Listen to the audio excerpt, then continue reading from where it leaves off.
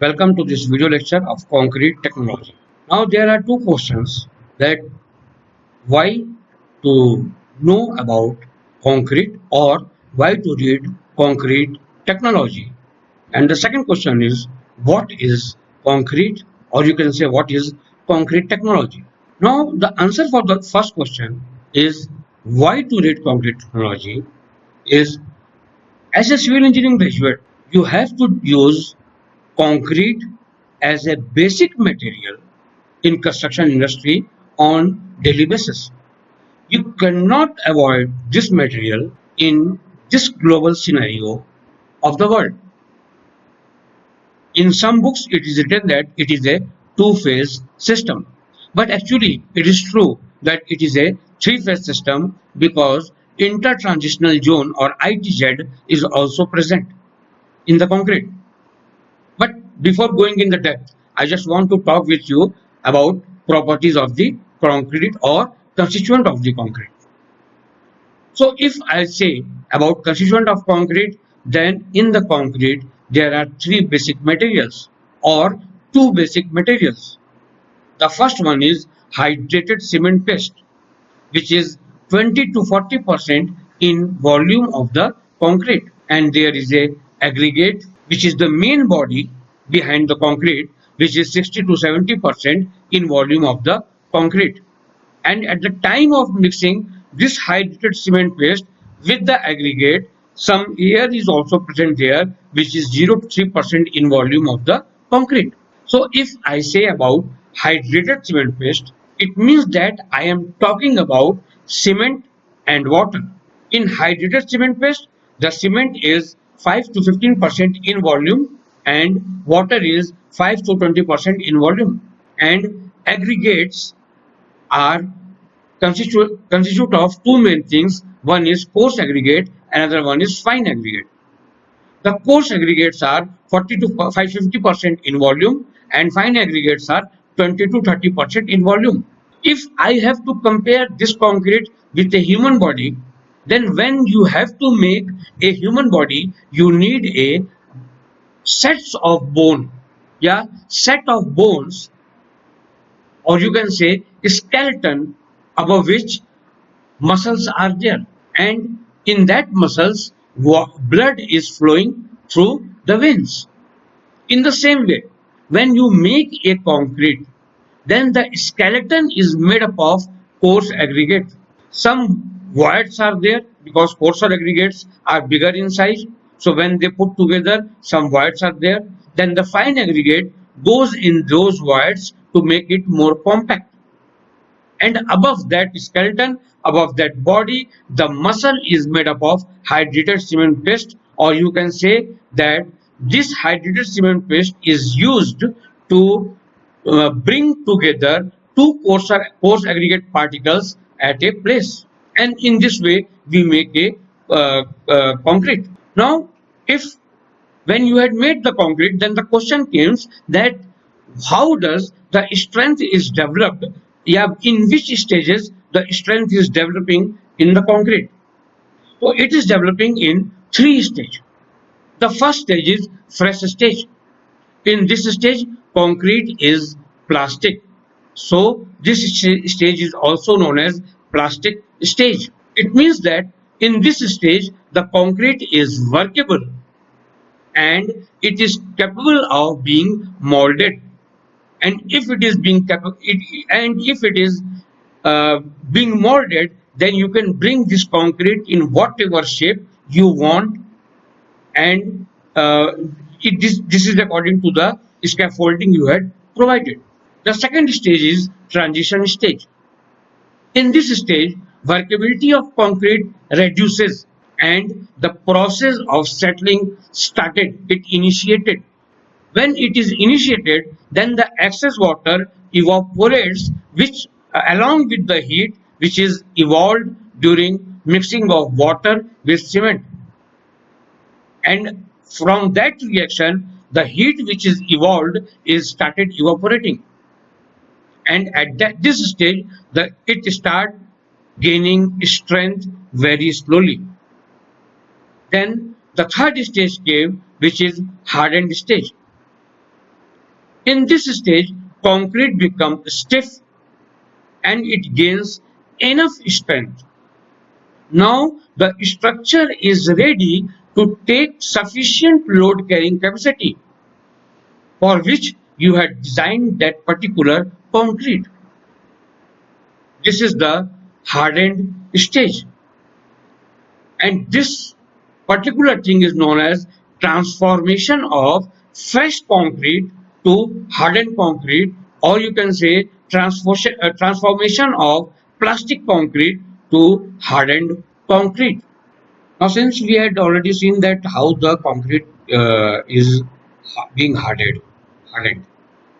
Now, if we will come back to the constituent of the concrete, now there are two main things with which concrete has been made. That is cement, that is hydrated cement paste, and aggregate. In SCP or in matrix, there are two things: cement and water. Now, first we will discuss about cement. So, cement, how it has been made, how it has been manufactured. It is a typical figure of manufacturing of ordinary Portland cement, in which limestone has been quarried, which has been taken to crusher and then secondary crusher. From there it is taken to the proportioning equipment. From proportioning equipment we are taking it to the grinding mill. From grinding mill it has been taken to the kiln, and from there we take it to the to cool the clinkers, then again to the grinding mill, and then it has been packed, or you can say it has been kept in the silos. So this is the general stage in which we make the concrete, make the cement. Now the four stages in which cement has been manufactured is mixing of raw material, burning, grinding, storage, and packaging. Now, at first, I will discuss with you about mixing of raw material. In this mixing of raw material, different type of oxides are used in different proportions. Now, to make ordinary Portland cement OPC, what we are doing, we are taking some oxides. They are that such as calcium oxide. It is taken in 60 to 67%.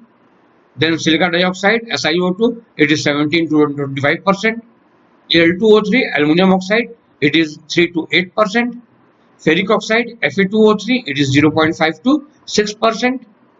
Then magnesium oxide, which is 0.1 to 4%, and alkalis, which are 1 to 3%. To make the cement of standard quality, we have to take these things in this same proportions, so that we can get the standard quality of a cement, so that we can standardize our concrete, or we can standardize the cement which has been manufactured. If the proportion, if you differ the percent content of this material, then the properties you get is different from what you had thought of. And if you are doing it intensely, then it is very okay, very good. But for that you have to understand that what calcium oxide is doing in the cement, or what silica dioxide is doing, or what aluminum oxide is doing in the cement. Actually, when we burn the these oxides in the kiln, then okay, I will discuss it in the next slide. Before that, I want to tell you that in some of the books, there are some people are discussing this material by calcareous and argillaceous nature. So, though that is also correct, but the process, the thought process is quite different. When I am talking about calcareous material, then calcium, limestone, marl, calcite, aragonite, shale, cement dust, all these things come in calcareous material, means calcium based material. When I am talking about, or when somebody is talking about argillaceous material, then it constitutes of silicon, aluminum, and iron, whose main source for these argillaceous material are clay, shell, marl, sand, fly ash, etc. So, mixing of this calcareous and argillaceous material in different proportion is how we can get the we can manufacture the cement. Now this mixing is done by two methods, that is dry process and wet process.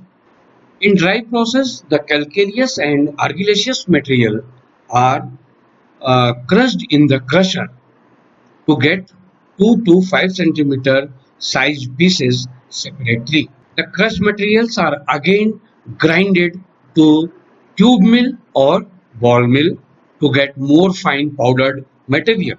Each finely ground material is stored after screening. Now these powdered material are mixed in required proportion to get dry raw mix, which is then stored and kept ready to be sent into rotary kiln. Now the raw material are mixed in required proportion so that the average composition of final product can be maintained properly.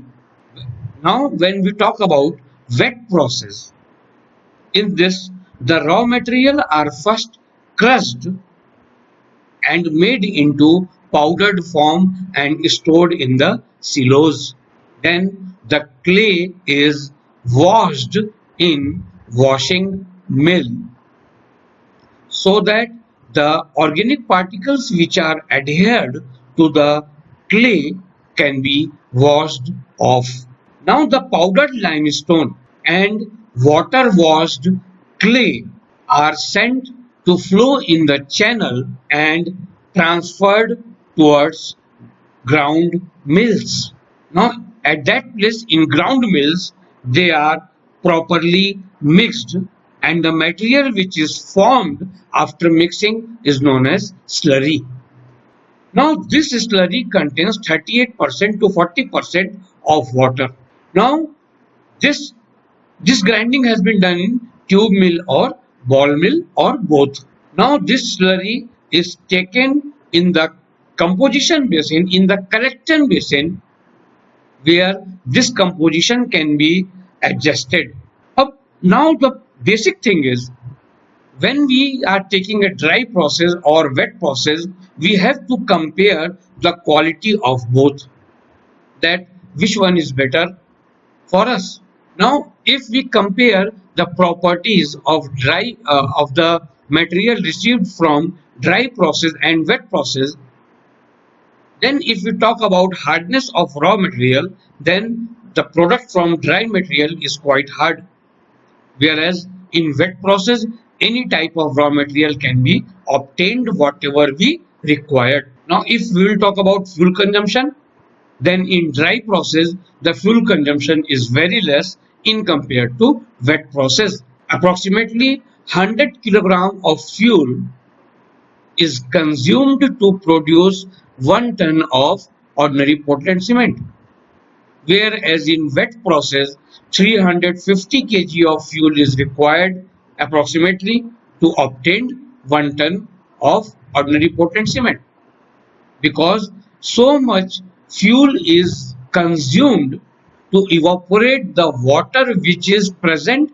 in the slurry in wet process. Then the third criteria is time of process. So processing time is very less in dry process, whereas it is high in compared to dry process in wet process. But the quality which we received from dry process is is less inferior, is not very good in compared to the quality received from wet process. And the very interesting thing is the cost of production is high in dry process in compared to wet process.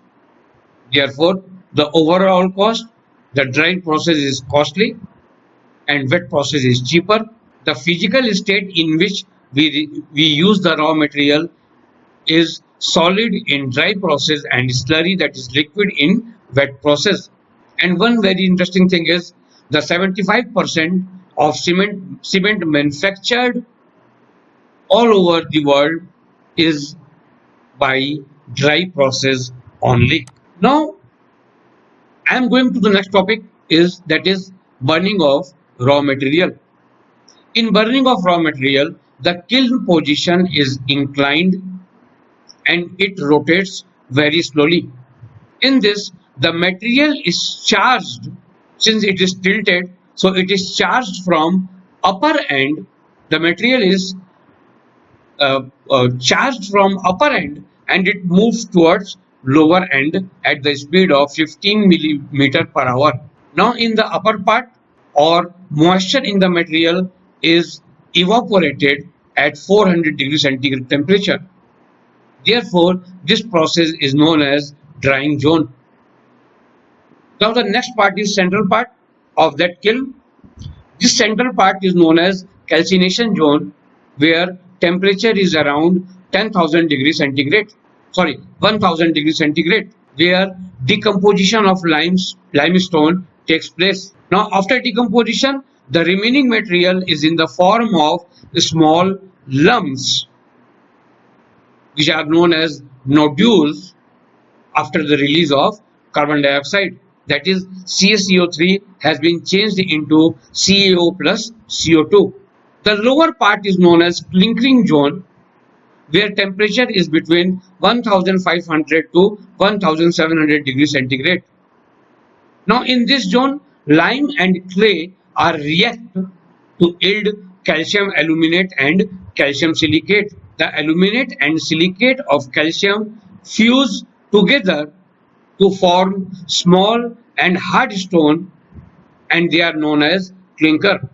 Generally, the size of the clinker is 5 to 10 millimeter. Now, after mixing the raw material, the next step is burning of raw material. Now, this burning process is carried out in a rotary kiln, which is continuously rotating. With this rotation of the kiln, the raw material is also rotating at a speed of 1 to 2 rpm at its longitudinal axis. The raw material, yet the raw mix of dry process, or the slurry or the corrected slurry from wet process, is injected into the kiln from the upper end of the kiln. It is moving continuously. The kiln is heated with the help of powdered coal or oil or hot gases from the lower end, so that long hot flumes are produced, and due to this long hot flumes, the whole kiln is burning, but the temperature variation is there in that long kiln. And since the kiln position is inclined and it is rotating very slowly, then the material charged from upper end moves towards lower end. This movement is at the speed of 15 meter per hour. In the upper part, water or moisture in the material is evaporated at 400 degree centigrade, and since evaporation is going on, that is why that particular zone is known as drying zone. The central part, which is known as calcination zone, at this zone the temperature is around 1000 degree centigrade. In this zone, decomposition of limestone takes place, and the remaining material is in the form of small lumps, which are known as nodules after carbon dioxide gas is released. That is, calcium carbonate CaCO3, after heating it becomes CaO plus CO2. Now I am talking about the lower zone, where we are burning the fuels. This is known as clinkering zone. In this zone, temperature is between 1500 to 1700 degree centigrade. In this zone, lime and clay are reacting with each other and providing us calcium aluminate and calcium silicate. This aluminate and silicate of calcium, they fuses together and form a substance which is known as clinkers. The size of the clinker, it varies from 5 to 10 mm. Now, if we try to understand the reaction which is happening in this whole all three zones or in the middle and lower zone, then 2CaO plus SiO2 becomes Ca2SiO4. This Ca2, for Ca2 we write C2, and for SiO4 we write only S. It means C2S. Now, when calcium oxide is reacting with SiO2, then it is making dicalcium silicate after fusion. In the same way, when 3CaO is reacting with SiO2, it becomes Ca3SiO5. It means C3S, that is tricalcium silicate. And when calcium oxide is reacting with aluminum oxide, that is 3CaO plus Al2O3, then it is making Ca3Al2O6. It means that C3A, that is dicalcium uh, uh, uh, uh, dicalcium aluminate. And when it is 4CaO plus Al2O3 plus Fe2O3, when it is reacting, calcium is reacting with alumina and ferric oxide, then it is making Ca4Al2 Fe2O10. It means C4AF, that is tetracalcium aluminoferrite. Now, the clinker which came out from the burning zone is very hot. So, to bring down the temperature of clinker, air is admitted in counter current direction at the base of the rotary kiln.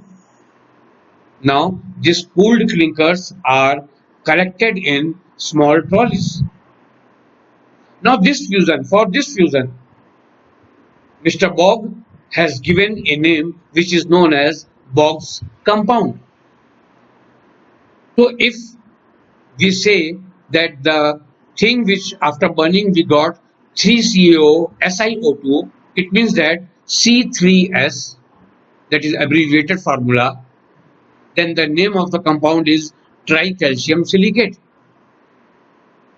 When the material is 2CaO, after fusion it is 2CaO SiO2, then abbreviated formula is C2S, that is dicalcium silicate. When it is 3CaO Al2O3, then it is C3A, that is tricalcium aluminate.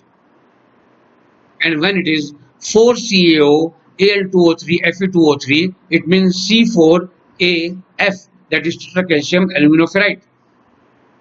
For, as the name suggested by Mr. Boggs, then some work has been done by Tornebaum, and he has given the name as a Tornebaum compound, and he has given the name to tricalcium silicate as halite, dicalcium silicate as belite, tricalcium aluminate as cellite, and tetracalcium aluminoferrite as phyllite.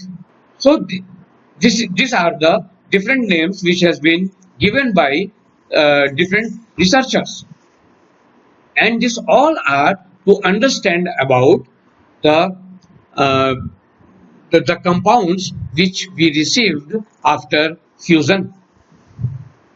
Now, if we the third stage is grinding of the clinkers. In this, the cooled clinkers which we had cooled by allowing the air to move, those cooled clinker are received from the cooling plants, and then they are sent to the mills to ground them, to make them finer. Then at that place, the clinkers are grinded finely into the powder, into ball mill or tube mill or combination of both. At this stage, powdered gypsum is added, approximately 2 to 3% gypsum is added as retarding agent during this final grinding. Now, the product which we obtain is cement, which do not set quickly when comes in contact with water due to addition of gypsum.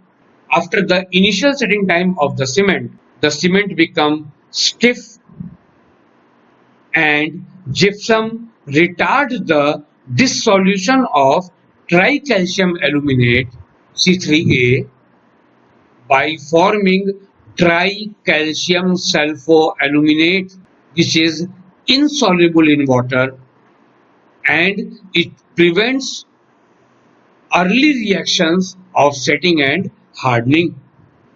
That is 3CaO Al2O3 plus gypsum HCSO4 into 7H2O. It gives us 3CaO Al2O3 HCSO4 into 7H2O.